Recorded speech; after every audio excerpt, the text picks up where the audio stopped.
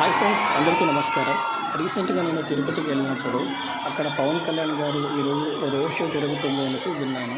నేను కూడా చూద్దాం అనుకొని చాలాసేపటి నుండి అక్కడే వెయిట్ చేసి పవన్ కళ్యాణ్ వచ్చి వెళ్ళేంత వరకు అక్కడే ఉన్నాను అనమాట.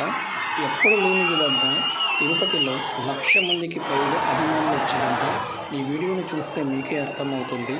ఈ వీడియోని మీరు చివరి వరకు చూడండి, మీకే తెలుస్తుంది. రోడ్ సైడ్లో వ్యాపారం చేసుకున్న వాళ్ళు ఉన్నారు కదా, ఆ రోజైతే పండగ చేసుకున్నారంట. ఎందుకంటే పానీపూరి బండి కావచ్చు, చిన్న చిన్న వ్యాపారస్తులు కావచ్చు, టిఫిన్ సెంటర్ కావచ్చు, ఆ రోడ్లో వచ్చే ప్రతి ఒక్క హోటల్ కూడా ఆ రోజైతే మంచి వ్యాపారం జరిగిందంట. వాళ్ళు చెప్పిన స్వయంగా నేను అడిగి తెలుసుకున్న విషయం ఇది. సో నాకు కూడా చాలా వండర్ అనిపించింది. చూడండి, ఎప్పుడు లేని విధంగా 1,00,000 మంది, దగ్గర 1,00,000 మంది వచ్చారంట.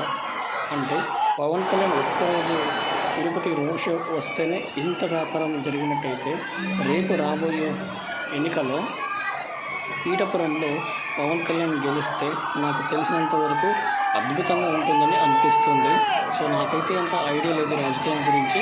ఏదో ఈ వీడియో చూపించాలని అనిపించింది కాబట్టి వీడియో షూట్ చేశాను, మీకు చూపిస్తున్నాను. నాకైతే నాలెడ్జ్ అయితే లేదు, పూర్తిగా చెప్తాను.